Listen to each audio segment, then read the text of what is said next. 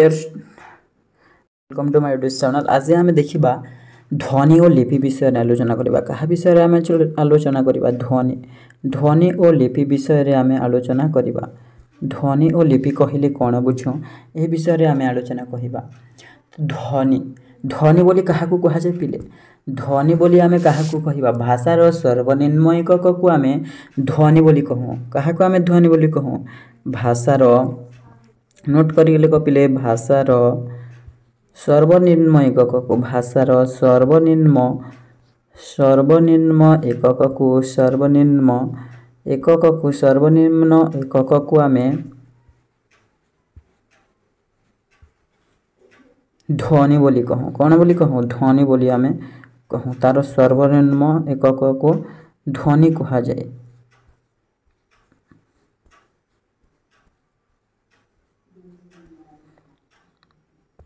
ध्वनि बोली कह जाए। एवं तार ध्वनिर सांकेतिक रूप को वर्ण बोली कह जाए। ध्वनिर सांकेतिक रूप को कौन कह जाए? ध्वनिर सांकेतिक रूप को वर्ण बोली कह जाए। ध्वनिर सांकेतिक रूप को वर्ण एवं तार लिखित रूप को, तार ध्वनिर लिखित रूप को कौन बोली कह जाए? ध्वनिर लिखित रूप को आम लिपि बोली कहूँ। लिखित रूप को आम लिपि बोली कहूँ। ध्वनिर लिखित रूप को आम लिपि बोली कहवा। ध्वनि को केते भाग रे विभक्त कराइछि? ध्वनि को दुई भाग रे विभक्त कराइछि। ध्वनि को केते भाग रे विभक्त कराइछि? दुई भाग रे। गोटिए हेउछि स्वर ध्वनि, गोटिए हेउछि स्वर ध्वनि एवं आ गोटिए हेउछि व्यंजन ध्वनि।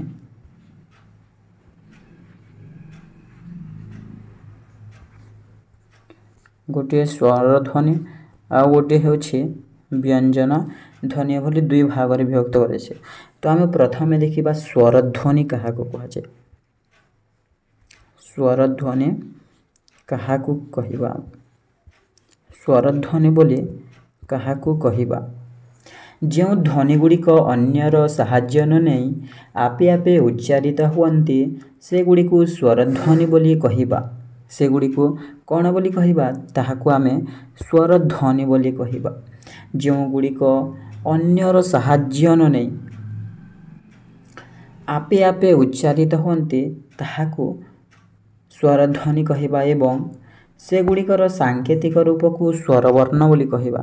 तार सांकेतिक रूप को स्वर वर्ण बोली कहवा। तार सांकेतिक रूप को स्वर वर्ण बोली कहवा।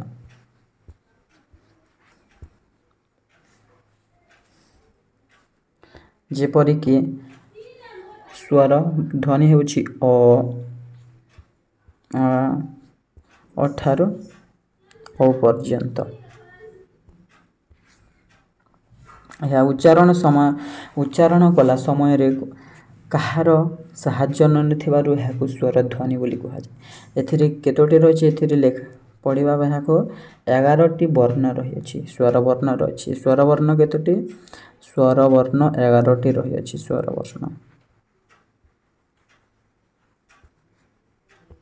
एवं ओडिया भाषा रे एहार संख्या हेउछि 11।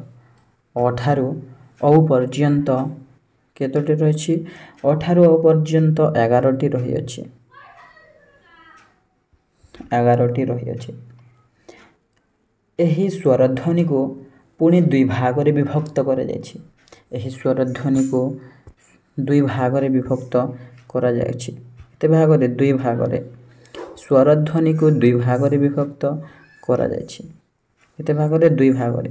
प्रथमटी हेउछि शुद्ध स्वर।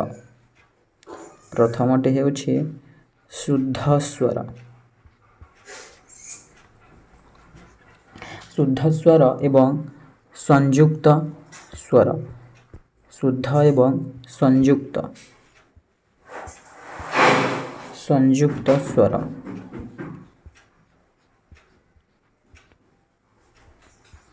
पर दुई भाग रे विभक्त करा जायछि। दुई भाग रे विभक्त करा जायछि।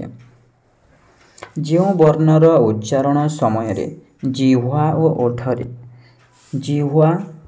ओठरे କୌଣସି ପରିବର୍ତ୍ତନ ହୁଏ ନାହିଁ, କୌଣସି ପରିବର୍ତ୍ତନ ହୁଏ ନାହିଁ, ତାକୁ ଶୁଦ୍ଧ ସ୍ୱର ବୋଲି କୁହାଯାଏ। ତାହାକୁ ଶୁଦ୍ଧ ସ୍ୱର ବୋଲି କୁହାଯାଏ। ଜିହ୍ୱା ଓ ଓଠରେ କୌଣସି ପରିବର୍ତ୍ତନ ନ ହେଲେ କ'ଣ ବୋଲି କୁହାଯାଏ? ଶୁଦ୍ଧ ସ୍ୱର ବୋଲି କୁହାଯାଏ। ତାହାକୁ ଶୁଦ୍ଧ ସ୍ୱର ବୋଲି କୁହାଯାଏ।